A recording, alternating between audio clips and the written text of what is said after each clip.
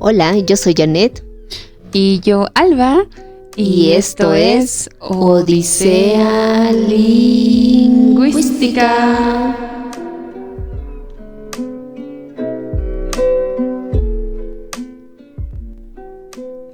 Hola, Alba, ¿cómo te encuentras el día de hoy? Muy contenta de estar nuevamente aquí. Y quisiera preguntarte previo al entrar a la pregunta principal que vamos a responder. ¿A ti te gustaría entrar a un cargo público, acceder a ser un funcionario público? Mirando los jugosos, y así lo dicen muchos, ¿no? Los jugosos salarios que los funcionarios públicos llegan a ganar mensualmente, ¿quién no? ¿Quién Sí. no? Demonios. Y el que diga no le creo mucho, sinceramente. ¿Sí? Tal vez un ex esclavo del Estado te diga, yo no. Pero acá vamos a entrar a lo que es la pregunta del día de hoy. ¿Sabías que para ser funcionario público en la Constitución, en el artículo 234 de la Constitución, indican todos los requisitos que necesitas para ser un funcionario público? ¿Y cuál será uno de ellos? ¿Cuál es el requisito básico e indispensable? Indispensable capaz, sí, ¿no? Pero les voy a leer un poco para mis futuros funcionarios públicos. para cualquier persona que quiera meterle a trabajar dentro del Estado, ¿se dice así? Dentro del Estado. Y ojo que Estado no necesariamente se refiere a lo que es el gobierno central, puede ser lo que es departamental, uh-huh, y también las alcaldías, ¿no? Claro.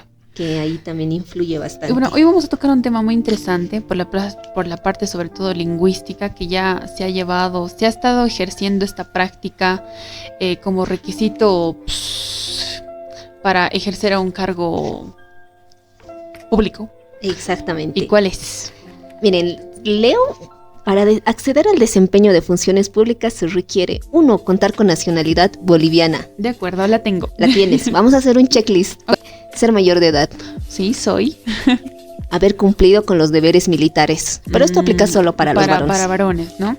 No tener pliego de cargo ejecutoriado ni sentencia condenatoria ejecutoriada en materia penal o pendientes a cumplimiento. Esto es decir que no hayas tenido problemas legales, básicamente. Claro, que hayan tenido sentencia. Uh-huh.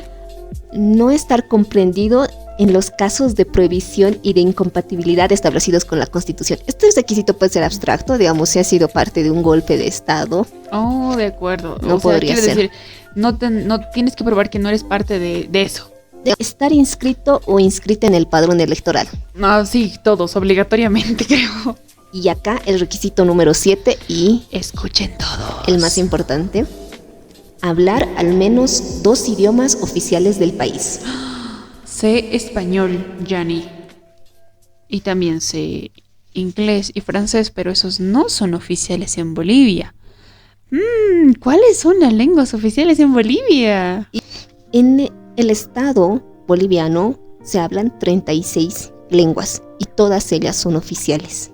Hay que entender también que estas 36 lenguas han sido oficiales desde que el MAS sube al poder, el año 2006. Corrección. Oh, de acuerdo. No es desde que un gobierno ingresa al poder, sino desde la promulgación de la Constitución. Oh, interesante. Creo que muchos han llegado a pensar que el MAS, desde el 2006 que sube al poder, trata de valorizar más las lenguas nativas, pero yo no tenía entendido que históricamente ya había fundamentos de reconocer a las lenguas indígenas de Bolivia. ¿Qué es el MAS? Es el partido del movimiento al socialismo, pero ellos ascienden al poder con la elección de Evo Morales y ocurre este proceso constituyente. Y de hecho hay documentales muy interesantes que pueden encontrar en YouTube para las personas que les apasiona este tema. Se empieza a crear un nuevo estado a partir de una nueva constitución. Y la constitución del 2009 es esta constitución que se está promulgando y a partir de la cual existe esta nueva serie de requisitos que leímos para ser un funcionario público. Y en el artículo 5 nos indican cuáles son los idiomas oficiales. Voy a leer el artículo como tal. Son idiomas oficiales del Estado, el castellano y todos los idiomas de las naciones y pueblos indígenas originarios campesinas, que son Vamos a comenzar por el más hablado, el aymara.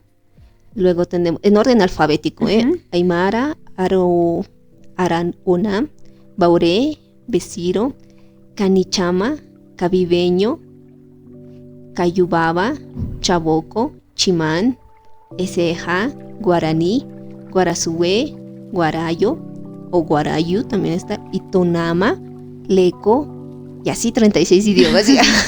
Nombre la última. La última es samuco con Z. Wow. Y voy a retroceder. Yuracaré, Yuki, Yaminawa, Huenacyec, que esos son pueblos originarios del oriente del país. Mojeño Ignacio, Moré, Musetén, Movina, Pacahuara, Puquina, que también era un Puquina. Debate que decían que el puquín es una lengua muerta. Sí, pero mira, de alguna forma, en este caso en la Constitución está. Y mi pregunta es, ¿habrá un lingüista que habrá revisado la Constitución? Es que ahí también va mi pregunta. ¿De qué forma estas personas que han decidido poner estas lenguas como oficiales han recolectado todas estas? ¿Quién les dio la información? ¿Hay lingüistas detrás de esto? Pequeñas preguntas que comienzan a surgir. Exactamente. Y bueno, la Constitución, como les decía, es un documento fundamental.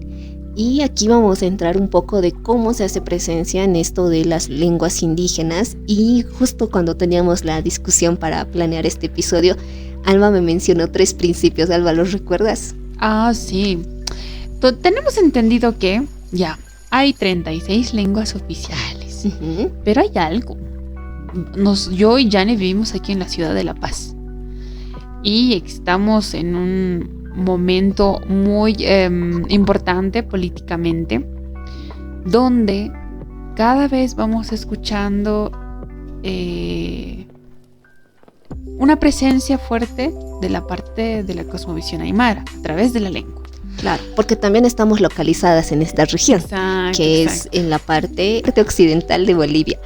Por lo tanto, esa es la cultura que tiene mayor influencia en la ciudad en la que vivimos. También hay que tener en cuenta que La Paz es un epicentro político, ¿no? Es el epicentro político de Bolivia como tal. Tenemos a los 4 poderes políticos aquí. ¿Cuáles son los 4 poderes?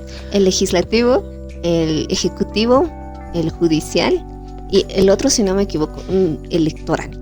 Bien, no tengo idea, pero sí sé que ya, pero todos sabemos que aquí está lo que no se ha ido a Sucre. ¿Qué no se ha ido a Sucre? La sede de gobierno. La sede de gobierno está aquí. Que es el poder legislativo, que es la asamblea legislativa y, bueno, antes la conocían como parlamento. Claro. Y todos deben reconocer la Casa del Pueblo con 3 símbolos importantes, que se lo comentaba anteriormente a Jane. Uno de ellos es el Amazúa. Muy bien. ¿Qué significa? ¿Sabes lo que significa? Sé que es que mira, yo me ubico más por la canción de sí, hay una Calamarca. Amazúa, Amayuya y Amaquella.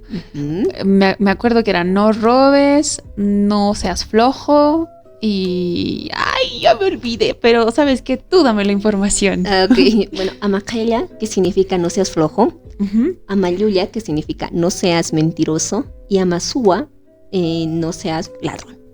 Es eso.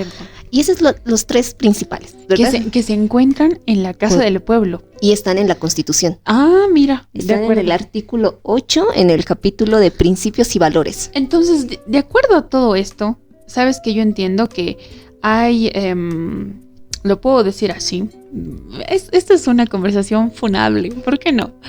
Pero hay una presencia fuerte de la aymara en Bolivia entonces, a partir de esos 3 símbolos. Y acá hago hincapié en que no son los únicos 3 principios de una lengua originaria que están dentro de la Constitución. Oh, porque son los más populares, claro. Porque es la canción, digamos, es la memoria cultural. Como lo decía antes, si vas a la Plaza Morillo vas a ver los 3 símbolos que significan eso, Amazúa, Amayuya y Amaquella. Pero tú me dices que hay otros. Claro que sí, y está en el ñandereco, que significa vida armoniosa, el tecocaví, que significa vida buena, el ibimarey, que significa tierra sin mal.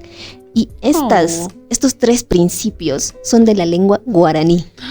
Oh, es del oriente entonces. Sí, del oriente, de la parte oriental del país. Y me pregunto por tanto espacio que tiene la Casa del Pueblo, ¿por qué tampoco no pusieron sus elementos ahí? Preguntémosle al que diseñó eso, ya. Pero sí, o sea, en la Constitución sí está, porque sé que existe esta narrativa de que hay una preferencia abismal al mundo aymara, pero en la Constitución también está. Y aquí hay otro elemento de otra lengua nativa que es el Capajñán, que es camino o vida noble. Camino noble o vida noble. Y esto es de la lengua quechua. De acuerdo. Entonces, existe hablando netamente de la Constitución, un equilibrio. 3 principios en aymara, 3 principios en guaraní y un principio en quechua. Ahora que lo pienso, no suena tan equilibrado ya, pero está también el guaraní. Y quizá no sea tan popular porque, bueno, estamos en la parte occidental también. Bueno, hay que entender también que la cultura aymara dentro de su historia es la que más ha logrado vivir lo caótico que ha vivido Bolivia, ¿no? Entonces... Y antes no éramos Bolivia, antes éramos... Exacto, éramos... el virreinato. La cultura aymara ha vivido 2 tipos de... ¿Qué es esto? De violencia. 1 por los incas y 2 nuevamente por los colonizadores. Y a pesar de todo eso, mira cómo ahora mucha información acerca de la cultura aymara. Y de hecho hay aymaras en Perú y en quechua. Y también hay en Ecuador, Argentina y en Argentina también, sí. ¿no? En toda esa región. Exactamente. Hablemos más acerca de la parte lingüística y la temática que hoy tenemos para ustedes para proponerles pensar y también reflexionar acerca de una pregunta interesante. ¿Por qué debo aprender una lengua nativa? ¿Es importante aprender el aymara, el guaraní, El quechua? El quechua. ¿Será importante, Jane? Bueno, va a depender de la perspectiva que cada uno vaya teniendo. Por ejemplo, Alba leyó un increíble artículo que nos va a mencionar en este momento en relación a cómo es percibida una lengua. Sin embargo, muchas veces, y a muchos de nosotros nos ha pasado, que cuando queremos aprender un idioma nos dicen, si es un idioma como inglés o francés, eso te va a servir para ganar una beca, para salir del país. Pero ¿qué pasa con las lenguas nativas? Primer punto a hablar ahí es sobre la utilidad de algo. Hablemos sobre la historia. Ya, históricamente vienen los colonizadores y comienzan a hablar con Atahualpa. Y Atahualpa les cree. No, Dios mío. Ya. ¿Se imaginan que un historiador esté escuchando esto y se esté muriendo de rabia? En fin, fúnenme. Pero la cosa es que los colonizadores empiezan a buscar y sacar provecho de todo lo que encuentran en su exploración aquí a las, entre comillas, las Indias, ¿no es así? Sí. Encuentran el Potosí, ya específicamente en Bolivia en ese tiempo, ¿no? Potosí, y empiezan a saquear todo lo que pueden. Utilizan a los esclavos, utilizan a las personas indígenas como esclavos y también los violentan, ¿no? Hasta matarlos. Pasado el tiempo, pasa el tiempo y uno se va preguntando ya actualmente, ¿de qué carajos me sirve aprender una lengua indígena hoy en día? Teniendo en cuenta, como Jane al principio lo decía, es necesario y es requisito si quieres entrar a un espacio público, ¿no? ¿Pero te sirve realmente? Encontré un librito muy interesante en el blog de Hicha que se llama Las lenguas del diablo. Lengua, cosmovisión y reexistencia de los pueblos de Abya Yala. Es un libro escrito por un mexicano que se llama José Ángel Quintero Weir. Bueno, y él comienza con algo muy interesante justamente relacionado a lo que nosotras comenzamos a reflexionar. Jane, es bueno, o sea, ¿te sirve hablar aymara, no? Y él dice algo importante. Y lo cito. Se nos pregunta, ¿para qué sirve? ¿Qué valor tiene hablar una lengua indígena hoy? La misma pregunta tiene un carácter colonial. Es como si preguntaran, ¿por qué es importante? ¿Para qué sirve respirar, ver, oír, sentir, comer? Sin embargo, para un hablante nativo no tenía sentido esa pregunta porque sabía que si le enseñaba su lengua a sus hijos, esos sufrirían mucho. Chan, chan, chan. Bueno, primera cosa aquí. El José, la persona que escribe, que recopila toda esta información de México, habla mucho acerca de las lenguas indígenas de México, que también, como en Bolivia, existen muchísimas. Una de ellas, el náhuatl, ¿verdad? Sí, y esta es una comparación que va a suceder en muchos contextos y en muchos países latinoamericanos. ¿Por qué? Porque es un choque de dos culturas, ¿no? La cultura que nos viene a colonizar y las culturas que ya estaban ahí. Ujú. Y por la tradición histórica, como lo dice Alba, va a haber una lengua que va a tener cierto prestigio y otra lengua que va a carecer de este prestigio. Y bueno, Alba, continúa con tu... Entonces, segundo punto aquí. Hay una idea colonizadora, según José, porque esta pregunta te lleva más a preguntar sobre su importancia. O sea, si ya colonizadoramente ya hemos sacado provecho a toda esta región, México, Bolivia, ¿para qué más nos va a servir el Aymara? Una razón más utilitaria y también agresiva, tratando de sacar toda su riqueza por un beneficio, comparándolo con el francés, entre comillas, para tener un trabajo, para tener oportunidades laborales. Sí. Cuando en realidad José se plantea la idea de esta pregunta es tan colonizadora que no se han puesto a pensar que una lengua está para existir, que ni siquiera debería existir esa pregunta. ¿Qué te parece? Llama mucho a la reflexión, Ajá. porque muchas veces, y esto nos ha pasado a ambas, Ujú. que hemos tomado una lengua nativa con un fin preciso, digamos. A mí me recomendaron tomar una lengua nativa para que pueda tener un mejor aprendizaje de lo que es la lengua castellana, hacer comparaciones, y yo fui con ese fin, no porque me naciera querer conocer más mi cultura. Ujú. Posteriormente yo tomé un curso de Aymara en una institución muy famosa aquí en La Paz, que es Radio San Gabriel. ¿Por qué? Porque yo quería el certificado que diga habla Aymara. Sé hablar ya, Sé su hablar. cartón y después Exacto. no puede hablar. Y después me habla la casa y yo, ¿ah? Y Ya. ya. Pero, o sea, es un fin utilitario Ujú. muchas veces. Y Alba también me contaba que ella se había inscrito a Aymara como en la universidad, si no me Sí, equivoco. como ¿verdad? materia extracurricular y más que todo era por curiosidad. Dije, sí, tenía esta fascinación de que sí, la lengua aymara es cultura y no sé qué, pero choques muy fuertes. A ver, ya entrando en situación más personal, ¿no? Sí, adelante. Entro en la clase de Aymara como materia extracurricular, no me acuerdo el año, eran las últimas. ¿Y sabes qué era lo curioso? Dime. Todos los cupos estaban llenos. ¿Cuál será? ¿Por qué será? Yo ¿No? tengo la respuesta. Ahí está. Ya ni saben. Es que en carreras como sociología o trabajo social les piden que aprendan una lengua. De forma obligatoria. Ahora no sé si es obligatoriamente inglés u obligatoriamente aymara, porque inglés en nuestras carreras siempre es lleno, siempre tiene un montón de estudiantes. Nuevamente la idea utilitaria. Es que no está mal. O Sí. sea, uno quiere tener un buen trabajo, uno quiere salir, tener una buena vida, pero también está la reflexión de ¿por qué realmente estamos aprendiendo un idioma? ¿No? Claro, y vienen estos compañeros de otras carreras a tomar los cursos. Y en el caso de Aymara yo veía muchos compañeros de sociología, la verdad de trabajo social no vi a ninguno, y creo que los de turismo pasan, pero en su carrera.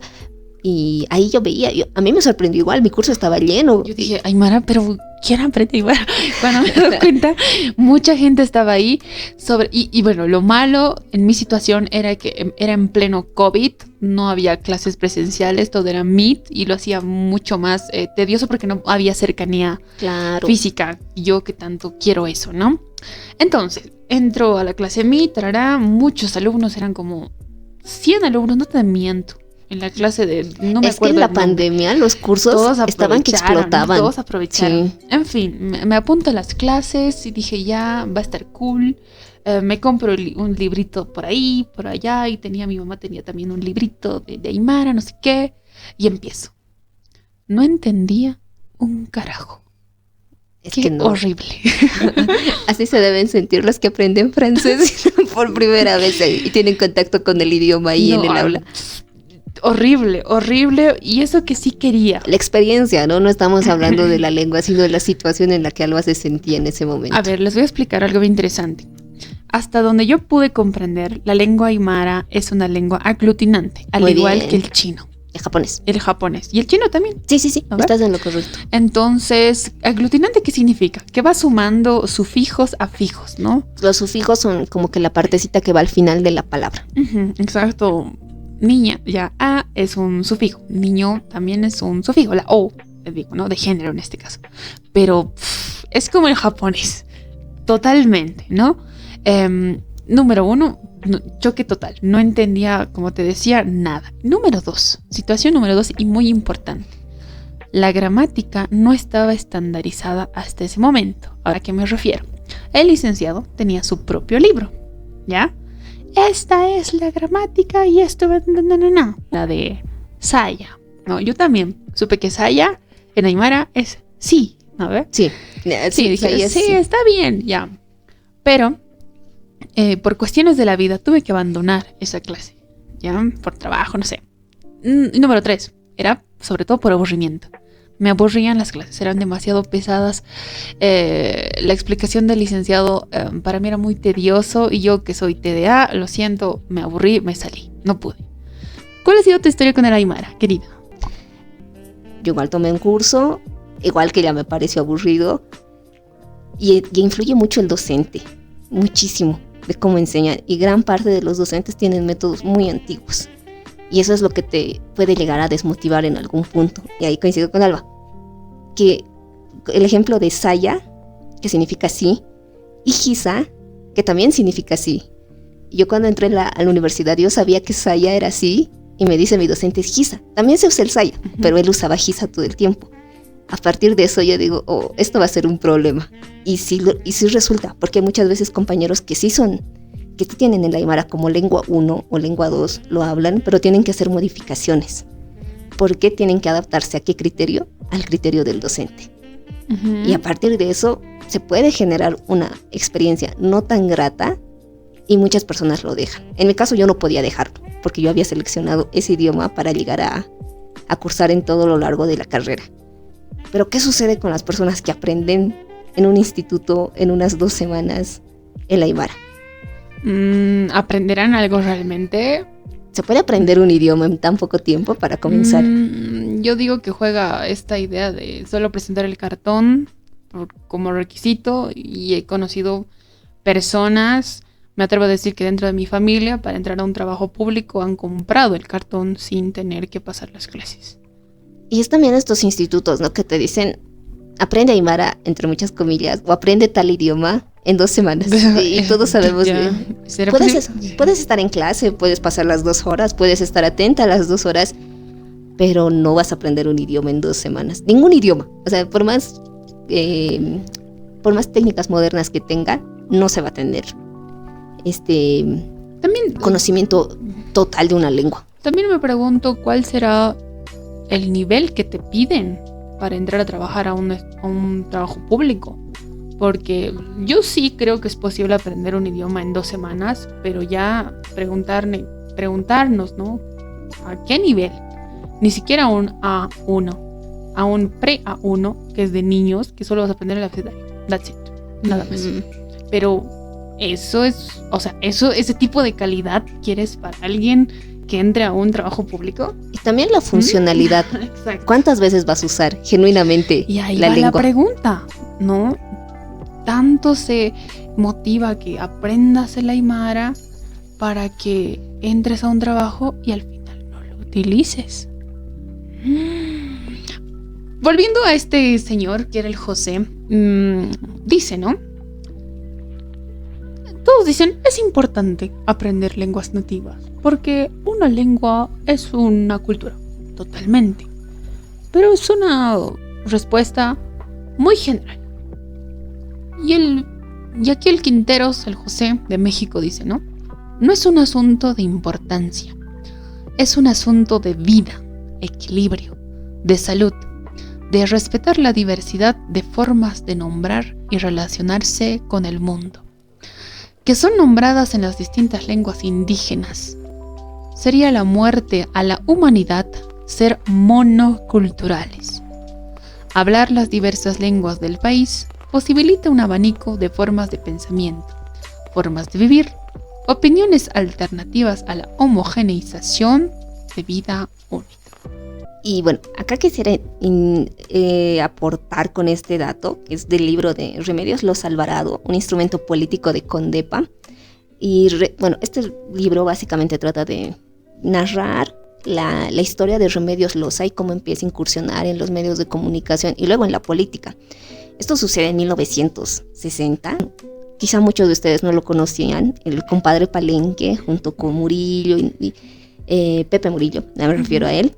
Y ellos comenzaron con un programa en aymara, pero en una radio citadina, ojo, y también que ya era un horario muy popular, o sea, a mediodía. Tal vez eran los primeros indicios de presencia de la lengua aymara dentro de un entorno público.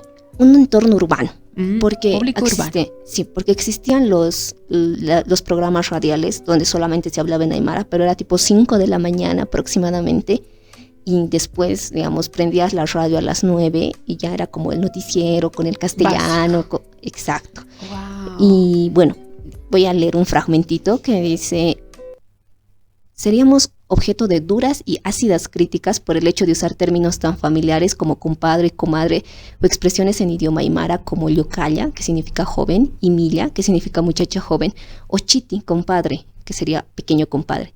Se llegó a decir que estábamos prostituyendo la radio. En fin, esa era una mentalidad de algunas personas de esa época. Claro, creo que en ese entonces si existía la glotofobia, si ahora existe la glotofobia hacia algunas lenguas y dialectos en particular, imagínate en ese tiempo, ¿no? Y qué arriesgado el compadre Palenque y con las Remedios poder expresarse en su lengua nativa. Y bueno, y como, bueno, con el idioma se puede ver otra forma de ver el mundo, ¿no? Claro. Y creo que en el programa del Palenque se han denotado eso, ¿no? Esa cercanía a través de la lengua aymara con la gente, con la población, que la mayoría era de la cultura aymara. Claro, porque hablábamos de la paz, y también, ¿no?, marginalizada en ese espacio, sí, en ese tiempo, ¿no? Sí, exactamente. Entonces, darle a través de la lengua esa oportunidad de charla me parece muy rico. Sí, y luego ya incursionan en lo que es la televisión, que era otro espacio que estaban, que se podría decir, rompiendo las barreras, y empezaban con seguramente tú has escuchado ese programa, La Tribuna Libre del Pueblo. Sí, y creo que hasta ahora se rescatan algunos videos que los podemos chequear en TikTok. Sí. Entonces, en ese caso, o sea, esto viene de una historia muy, muy fuerte, digamos, de que querían cesarles la radio, porque... Claro. ¿Por qué comenzaba esto, no? Porque se empezaba a denunciar las violencias que sufrían personas de sectores más bajos. Ojo, no digo solamente los que hablaban aymara, en general. Pero es que una gran mayoría sí hablaba, ¿no? Sí, pero digamos, eran personas de estratos muy bajos y que denunciaban, ¿no?, que sufrían distintos tipos de abusos o situaciones muy precarias en las que la gente buscaba ayudar. Comienza con este programa de televisión y luego salta al mundo político. Y es acá donde... Este dato, Remedios Loza daba sus discursos en la Plaza San Francisco, en aymara y español. Hablaba paralelamente. Y a la gente le emocionaba mucho eso. Claro, no imagino esa conexión con alguien que está marcando, digamos, un cambio en las personas a partir de esa comprensión en su lengua nativa. Qué lindo, ¿no? Imagínate que, no sé, estés en un lugar bien diferente y no encontrar a alguien que hable tu lengua debe ser muy difícil. Después, ella ingresa y tiene una anécdota muy bonita cuando ingresa al Parlamento y, bueno, lo estoy parafraseando, ¿no? Y le piden a ella que saque, le dicen: honorable Remedios Loza, le invito por favor a quitarse el sombrero. Porque ella era una mujer de pollera. Claro. ¿Cómo son las mujeres de pollera? Alba, ¿nos puedes describir? En la cabeza tenemos un hermoso borsalino, que es un sombrero estilo bombín, chiquito. Después tenemos las trenzas largas, muy generalmente bien, negras. Después tenemos la mantilla, sí, ¿no? Y pues la tan conocida pollera. Y luego el calzado, ¿no? Que bueno, es parte de toda la indumentaria que llevan las personas. Creo que lo más llamativo es el sombrero. Generalmente, mira, ya, entre paréntesis, cuando uno llega a una casa de alguien, te quitas el sombrero. Pero es que en el caso de una chola, no lo haces porque es parte de... Sí. Pero, ¿y qué pasó? Y justamente, acá tengo, ya le encontré la anécdota, y ella responde, ¿no? Con el mismo respeto que usted me pide, Yo le pido entonces que se saque sus zapatos. ¿Por qué? Me pregunto, ¿por qué yo me voy a quitar el sombrero? Es mi indumentaria y no tengo por qué quitármela. De hoy en adelante, ninguna chola va a entrar ni a su oficina ni a ninguna parte quitándose el sombrero. Es su adorno, tal cual. Es como llevar aretes. Sí, Entonces, digamos, es absurdo que te pidan que te saques los aretes. Claro. Y bueno, esto va ¿por qué? Porque ella representaba la imagen de una mujer de pollera. Ella llevaba esta figura y bueno, ella bastante disruptiva. De hecho, no era la única mujer de pollera en el Parlamento. Existía otra mujer de pollera, pero no ha pasado su nombre a la historia como lo es actualmente lo de Remedios Loza. Y también acá con la importancia de por qué tiene que haber una persona que hable una lengua nativa. Ella emite un discurso, comienza con español y dice, ahora voy a hablar en aymara. Y no hay rastros de lo que ha manifestado. ¿Por qué? Posiblemente la persona encargada de recolectar la información no hablaba aymara y se sentía como tú en un punto de no entiendo nada. ¿Qué habrá dicho? Exactamente. Entonces, ella, desde ese breve repaso a grandes rasgos de lo que es la historia, acá también la importancia, ¿no? Las personas que hablan una lengua nativa deben poder expresarse con la naturalidad que necesitan y es por eso que debe haber un funcionario público para que las entiendan. Claro. Pero aquí está la importancia. Tienen que saber el idioma, y no solo el certificado. Y no a un nivel pre-A1 de niños. O un A0. Uy, no, horrible. Entonces la situación que estamos viviendo, creo, hoy es muy difícil. Porque está bien. Creo que nadie tiene... Bueno, hay gente que sí tiene mucho en contra con el aymara. Pero entendiéndolo hoy, hay una importancia. Creo que no se la deben ni preguntar. Pero también está la problemática de cómo estamos enseñando el aymara. Datito interesante, históricamente el aymara es una lengua que se ha llevado a cabo mucho a partir de la oralidad.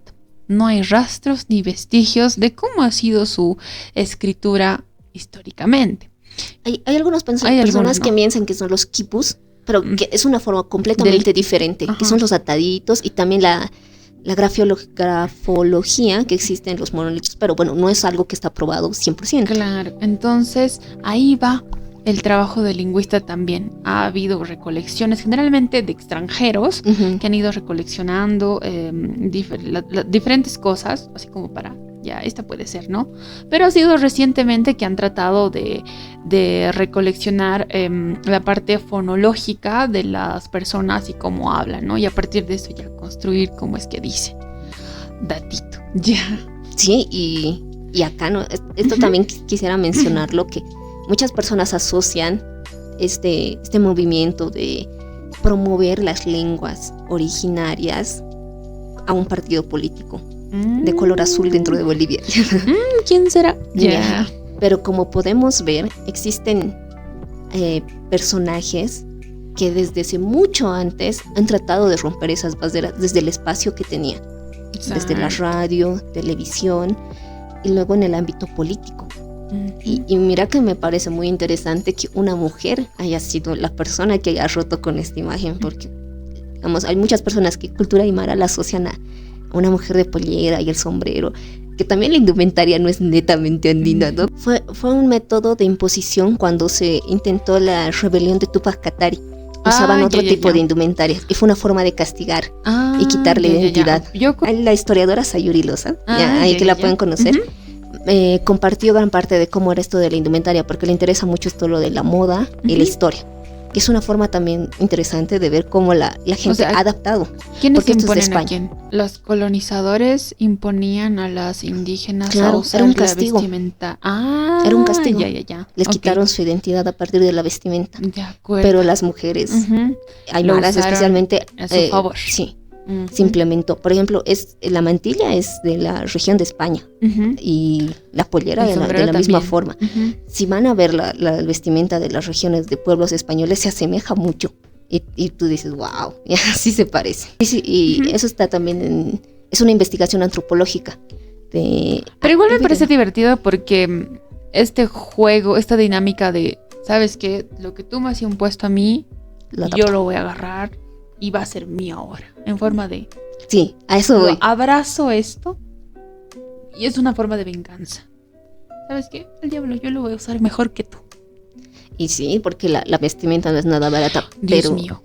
Pero eso es la representación. La representación de la figura aymara en estratos de poder. Y no es con un partido político que llegue el 2006 a Bolivia, sino que ya había una lucha previa. Y hablamos solamente del occidente, porque posiblemente en el oriente haya este tipo de figuras, pero no son tan conocidas para nosotras porque somos de esta región. O sea, nosotros hablamos a partir de la experiencia que tenemos. Uh-huh. Ahora me gustaría hablar acerca del ámbito más familiar, ¿no? Justamente yo vengo de una charla del fotolibro de Juan Carlos Usnayo, un fotolibro hermosísimo que pueden adquirir a 80 bolivianos, se llama Ajayuni. Ajayuni viene de una palabra del aymara que quiere decir un objeto que tiene un espíritu dentro, ¿no? En este caso, Ajayuni trata acerca de una revisión personal de cómo es la perspectiva de las ñatitas que son los cráneos sacados del cementerio general, la mayor parte, y pues vueltos una suerte de almitas a quien puedes rezarle, pedirle cosas, también una forma de que te guarde la espalda, ¿no? Algo muy interesante que decía el Juan Carlos es de que él vive por la periférica, ya. Entonces él decía, dentro de mi infancia siempre he tenido una curiosidad sonora de estas marchas militares del cementerio general, de estas fiestas patronales, de los bombos, los platillos, pero que mi familia no me hablaba mucho. Entonces él ha sentido una distancia grave y, atención, un abandono lingüístico por parte de su familia, porque él hubiera querido aprender aymara, pero su familia no le enseñó. Entonces él dice, yo me pregunto, ¿no? ¿Cómo es este abandono lingüístico? Para su familia, para su papá y su mamá, no era fundamental que aprenda el aymara, porque sabían muy dentro que no le iba a servir, o eso es lo que ellos pensaban. Y siento que muchas familias, muchos aquí, nosotros también han sentido ese abandono familiar. No en forma de no te amo y no, sino que, hijito, no te va a servir. Lo he sentido, mis papás lo han sentido, porque ellos tampoco han podido aprender mucho el aymara, ni tampoco practicarlo. No sé en tu caso. Cuando unas lenguas tienen prestigio y otras no, es la actitud que tiene una persona hacia el hablante. Entonces, si vienes de un contexto donde las personas que hablaban aymara como lengua nativa les tomaba mucho más, les costaba muchísimo más aprender el castellano o se notaba, porque en todas las lenguas vas a tener un acento muy difícil que se te pierda. Aprendiendo francés, inglés, se nota que tu lengua nativa es el castellano y perfeccionarlo es muy complejo. Ahora, yo creo que esta perspectiva venía desde que hay mucha discriminación, y hablamos de los 60, porque esa es la época, digamos, de los padres de Alba. Uh-huh. Entonces, viene una tradición, ¿no? De no tengo que enseñar, no es necesario, él necesita hablar castellano. ¿Por qué? El castellano estaba en los espacios públicos para los servidores. Había nuevamente más oportunidades. Sí. Y no había pues espacios para hablar el aymara. Claro, y como vemos era muy difícil, incluso como decía, no sé, se veía muy mal que se utilicen otros espacios que no fueran los espacios que previamente ya se había determinado sus horarios, en sus regiones, pueden hablar en su pueblo, pero aquí no. Y este fenómeno creo que pasa a nivel latinoamericano, con todas las lenguas, de que no es necesario que aprenda. Si quiero escolarizarlo, el profesor le va a enseñar en castellano. Uh-huh. Entonces, ¿para qué?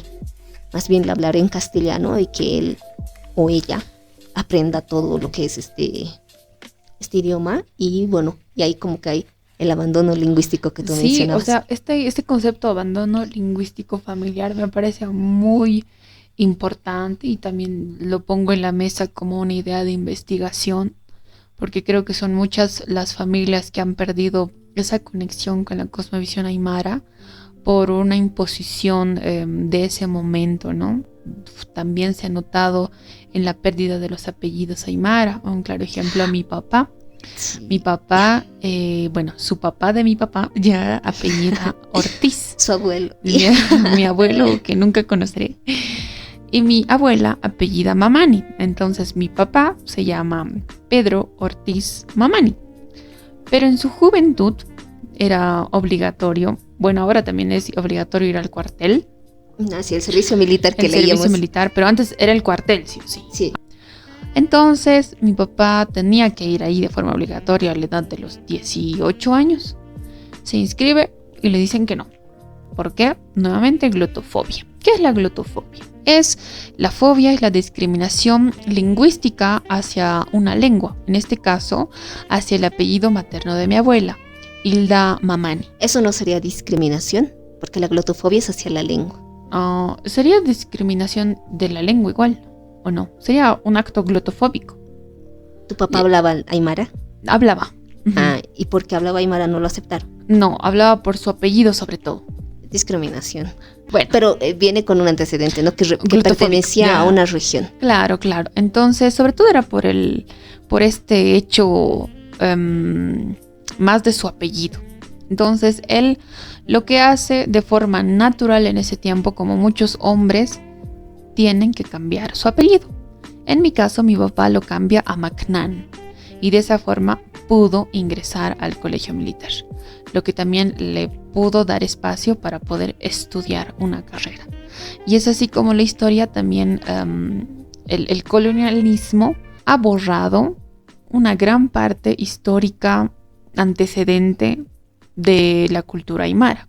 Y acá entra una recomendación. Hay un escritor, Gabriel Mamani Magne, que escribió el guión de un corto que se llama Maisman, que habla de lo que precisamente Alba nos acaba de contar, de cómo se hacían este cambio de apellidos a partir de situaciones en las que era necesario para poder avanzar en su escolaridad. Claro, y ahí vas abandonando, ¿no? Y también mi papá seguramente en su conciencia, muy, muy consciente, pues entendía que no podía volver atrás. Hasta ahora no pudo cambiar su apellido, pues ya pasó mucho el tiempo y sabemos que es un proceso muy pesado, sí, cambiar incluso la firma, por lo menos en Bolivia. Sí. Y esto se debió dar en los años 80. Claro, sí, mi papá tenía 18, hoy tiene 70 y tantos. Y miren, somos el producto de eso, de ese tipo de culturas, y a partir de eso creo que existe esta idea de ¿por qué debo aprender aymara? Y yo te pregunto, ¿quieres aprender aymara? Yo tengo 2 certificados ya sabe aprender que avalan, pero también entiendo a esas personas que no tienen el contacto con la cultura, que no va a significar nada para ellos más que el certificado. También entiendo esa parte, porque entiendo que les puede ayudar a entender su contexto de cierta manera, pero es que es agarrar y hacer este rescate cultural, pero mira, son décadas y décadas que te dijeron no, está mal, no se hace así, hasta el apellido está mal, tu identidad está mal, tu cultura está mal, o si bien no está mal, va a ser un impedimento para que vayas avanzando. Entonces, muchas personas se han creado con esta idea. En lo personal, a mí sí, digamos, me ayudaría a conectar mucho con un aspecto cultural, porque yo vengo de una familia aymara, yo me considero aymara, y también acá hablamos de la identificación. Sí. Yo me identifico como aymara. Alba, ¿cómo te identificas? Yo me identifico como una perra chapi. Y para que los que no conocen este término chapi, no significa por si acaso, ya muchos entienden chapi como viejo o también es que es polisémico. Es que lo relacionan, pero no, yo averigüé, es que lo relacionan mucho con que es de mala calidad, ¿no? Ay, mira este juguete tan chapi, ¿no? De mala calidad, chino o algo así. Pero el chapi viene de la lengua aymara, que quiere decir peludo. Peludo, ¿de acuerdo? Y bueno, como tú decías, también es una palabra polisémica relacionada mucho a los perritos, ¿no? Cuando vemos un perrito chapi, significa un perrito mestizo, no sabemos de dónde nació. Es una mezcla de todo. Es una mezcolanza. Y yo me siento una mezcolanza de absolutamente todo, de lo cual yo me siento muy contenta en realidad, porque puedo agarrar allá y hacer lo mío todo un chairo. Y eso me gusta, y yo estoy tranquila con eso. De hecho, también algo importante del perrito chapi es que resiste las intemperies, y yo también me considero una perra chapi. Entonces ahí parte otro elemento. En la familia de Alba hace 3 generaciones era considerada aymara. Ahora Alba ya no. ¿Por qué? Porque ha construido su identidad a base de otros elementos diferentes a los míos. En mi caso, esto de la lengua, mi papá y mi mamá sí hablan aymara. Más bien, o sea, y agradezco esto de la visión de mis abuelos, nunca se prohibió, porque hubo familias en las que se prohibía hablar aymara y solo se hablaba en castellano. En mi familia hubo una evolución al punto de mis papás que ellos hablaban aymara solo para secretearse. Y digamos como que yo cuando aprendí aymara también ya sabía, ¿no? Ya sabía qué van a hacer. Y ya no está tan secreto. Pero, digamos, era porque yo quería. Mis hermanas no saben o captan algunas palabritas porque se habla muy poco.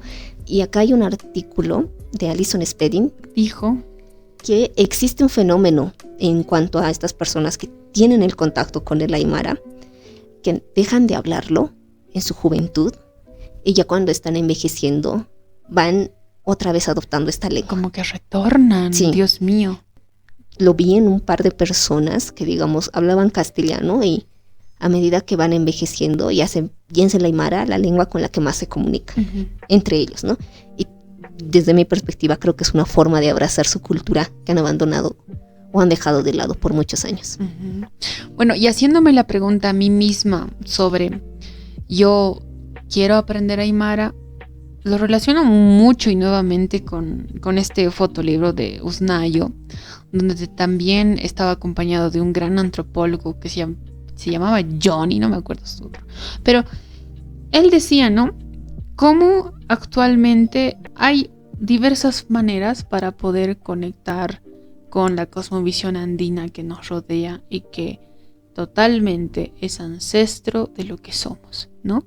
Y él pone, por ejemplo, practicar Todos Santos, practicar la festividad de las ñatitas, practicar tocar instrumentos y entre otros, ¿no? Entonces, estos elementos van a ser tipos de ajayunis, de espíritus, que a través de ellos podemos conectar esta conexión de conocimiento. Si no es posible a través de la lengua, es posible con los otros elementos. Pero solo decir que este elemento es el mundo aymara está mal. Sí, es como tener una lista, como la lista de requisitos para ser servidor público. Porque... No, ¿sabes qué? Como una lista para saber si eres aymara o no también. Si uso mi chuspa, mi chuspa, soy aymara, ¿no? No, ya. Es que también depende de este elemento de la autoidentificación. Sí, puedes escoger.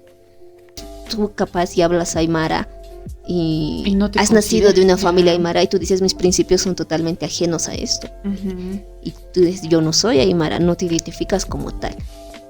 Pero esto ya es un debate mucho más de la autoidentificación. Más personal de cada uno. Pero también está ligado, ¿sabes? Está ligado, claro, porque la lengua todo es cultura. Lo que nos rodea ahora, ¿no? Eso mucho recuerda esta conversación también a Chuquiago, la película, que también seguramente la has visto. No, Dios mío, ya tienen que ir a verla, es bien conocida. Vi y me gustó tanto porque podías ver diversos matices muy específicos. Y me recuerdo mucho a este personaje Johnny, ya que nace de una familia así por la periférica, digamos. Su mamá era una chola, su papá era, si no me equivoco, arreglaba autos, ya. Y el Johnny no quería nada de ese mundo, ¿no? Él quería vestirse bien, así como Elvis, lo que estaba de moda en ese Elvis tiempo. Presley, digamos, así. Es que era en los años 60 también la película. Salir a macanear, digamos, a huevear y eso. Y hasta en su propia vestimenta. No se vestía ni como su papá, ni como su mamá. Un peinado así súper a lo estadounidense, ¿ya? Entonces, ahí les recomiendo mucho que vean la película Chuquiago en la Cinemateca, ¿ya? O también está en YouTube. Y sí, la pueden ver gratis. Entonces, esto lo vi como un gran ejemplo de cuáles son los matices que hoy podemos tener aún más en estos tiempos, ¿no? De alguna forma creo que todos nos interesa, ya sea por moda o no, la cultura que nos está rodeando, que es la andina, la aymara, porque es muy rica, Y como aquí dice el Quintero, qué aburrido ser monolingüe, ¿no? Sí, y también las personas que hablan aymara no significa que necesariamente tienen que cumplir un estándar, también pueden enriquecerse de otro tipo de culturas. Exacto, como lo decía, como ya lo decía antes, la lengua aymara generalmente se daba de forma oral. O sea, no nos rijamos tanto en que si esto es saya o esto es sí tampoco. Ya, digamos, si quieres ser docente, tal vez sí, ya. Sí. Pero creo que todos estamos apenas practicando y más necesitamos apoyo. Y también la promoción cultural, porque acá influye mucho de hacer esto. Yo siento que he generado más odio hacia la cultura. Es como que me están obligando, sí. Oh, ya. Y acá entran 3 elementos muy importantes. Entre el gobierno central, entre el gobierno municipal y entre el gobierno a nivel departamental. Es que esto es lo malo. Estas 3 instituciones se pasan en la responsabilidad unas a otras. Y no existe una promoción adecuada. Y acá entraríamos los lingüistas, cómo promover una lengua. Por ejemplo, si vas a una región donde pocas personas tienen ascendencia aymara, no va a haber esa conexión cultural. No la van a querer, la van a rechazar muchas veces. O va a pasar de largo sin pena ni gloria. Pero si vas a regiones donde genuinamente puede significar algo para los miembros de esa comunidad, vas a generar un espacio adecuado para que funcione.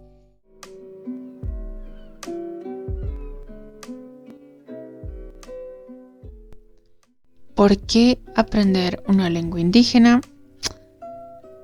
Dependiendo de la respuesta, porque si dices qué beneficio puedo sacar de ello, es una manera utilitaria de ver la lengua.